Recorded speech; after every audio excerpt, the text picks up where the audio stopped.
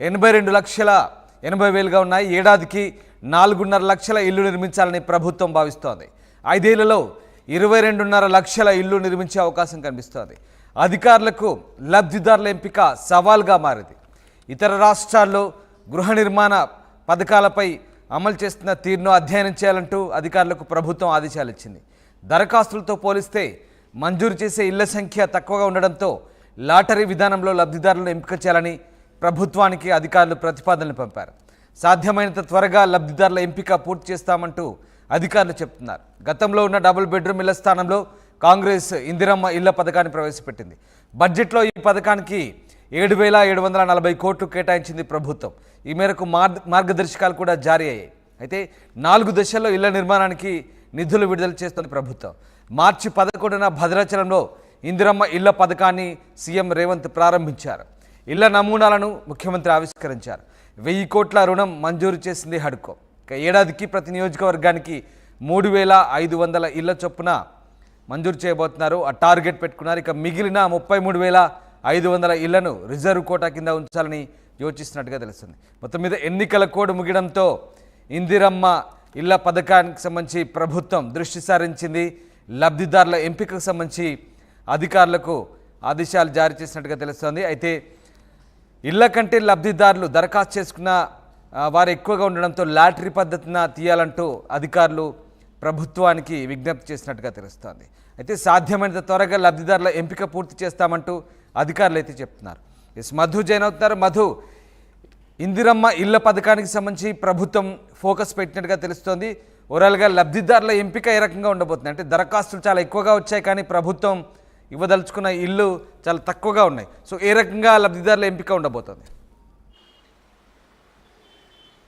Exactly గత ప్రభుత్వం 10 సంవత్సరాల పాలనలో నిర్మించినటువంటి డబుల్ బెడ్రూమ్ల సంఖ్య కంటే కూడా ఇప్పుడు ఎక్కువ సంఖ్యలో ఇళ్ల నిర్మాణం చేపట్టాలనేటువంటిది కాంగ్రెస్ ప్రభుత్వం భావిస్తూ ఉంది.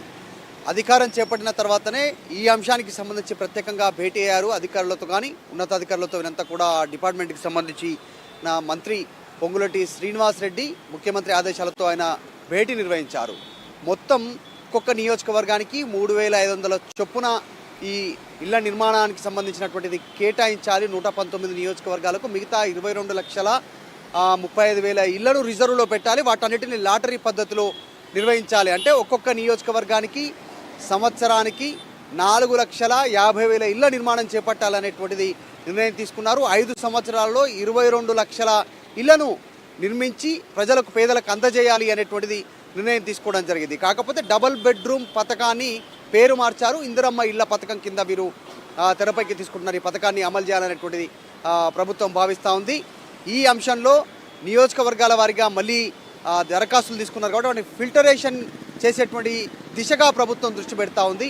మొన్న ఏదైతే దరఖాస్తులు స్వీకరించారో 6 గ్యారెంటీలకు సంబంధించినటువంటి విషయంలో చాలా పెద్ద ఎత్తున ఇందిరమ్మ ఇళ్ల కోసం దరఖాస్తు చేసుకోవడం జరిగింది. మిగతా ప్రభుత్వ పథకాలతో పాటు ఈ ఇందిరమ్మ ఇళ్ల కోసం వచ్చినటువంటి ఇందిరమ్మ ఇంటి పథకం కోసమే అప్లై చేసుకున్న ఆశావాహులు 82 లక్షల పైగా ఆశావాహులు వచ్చినటువంటి పరిస్థితి. కానీ ప్రభుత్వ బడ్జెట్ 7,740 కోట్లను కేటాయించింది ఇందిరమ్మ ఇళ్ల కోసం.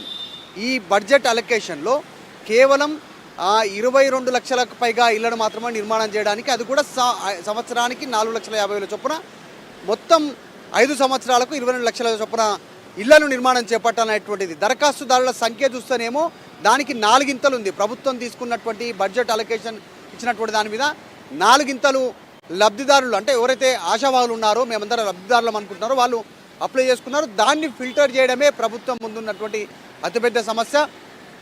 మొత్తం ఒక్కొక్క ఇంటి నుంచి ఇప్పుడు ఉమ్మడి కుటుంబాలుగా ఉన్నటువంటి వాళ్ళు కూడా, అందులో పెళ్ళైనటువంటి వాళ్ళు, కొడుకు కోడలు సపరేట్ ఫ్యామిలీగా వాళ్ళు అదే ఇంటి నెంబర్తో అప్లై చేసుకోవడం జరిగింది. సో ఒక్కొక్క ఇంటి నుంచి కూడా డబల్ దరఖాస్తులు వచ్చినాయి. వాటిని మొదటగా వేరు చేసేటువంటి ప్రయత్నం చేస్తూ ఉన్నారు. తర్వాత దీంట్లో ఎవరు అసలైన లబ్ధిదారులు, ఎవరు అర్హులు ఈ పథకానికి అనేటువంటి దానిపైన మళ్ళీ ఎంక్వైరీ చేసే అవకాశం ఉంది.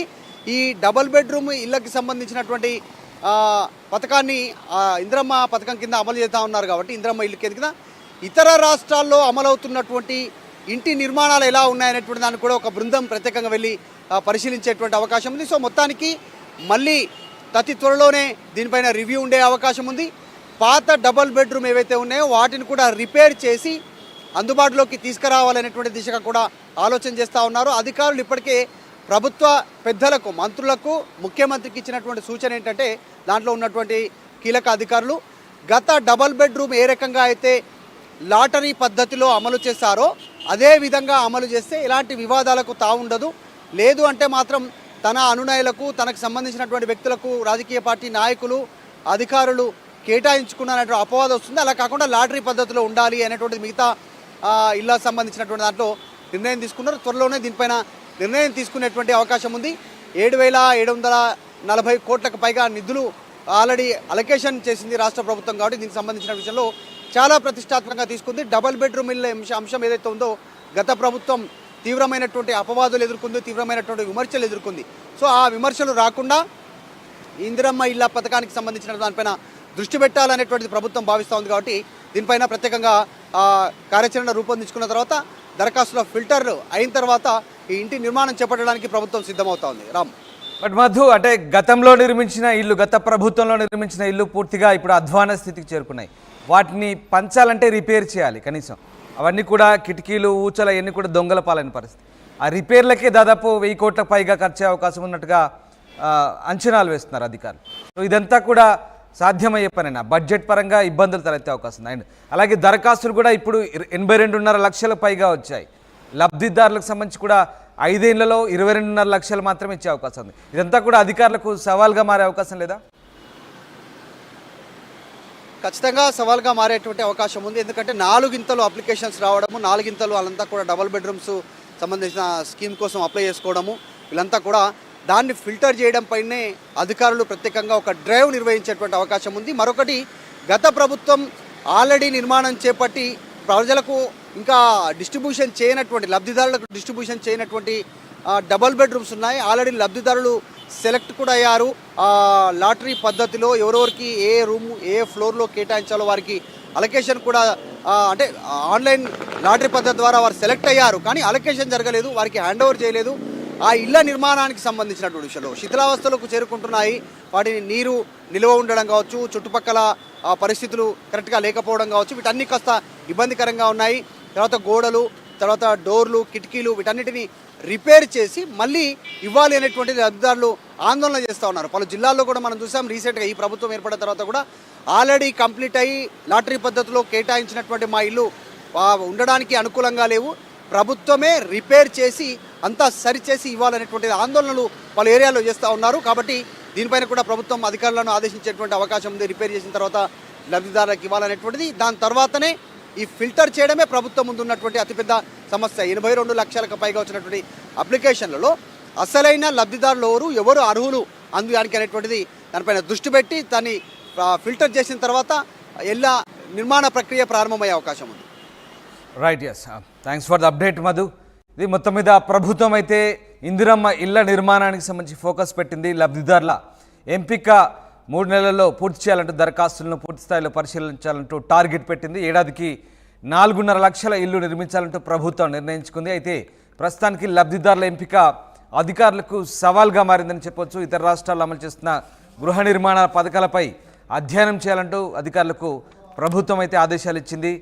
అయితే దరఖాస్తులతో పోలిస్తే మంజూరు చేసే ఇళ్ల సంఖ్య తక్కువగా ఉండడంతో లాటరీ విధానంలో లబ్ధిదారులను ఎంపిక చేయాలని ప్రభుత్వానికి అధికారులు ప్రతిపాదనలు పంపారు. సాధ్యమైనంత త్వరగా లబ్ధిదారుల ఎంపిక పూర్తి చేస్తామంటూ అధికారులు అయితే చెప్తున్నారు.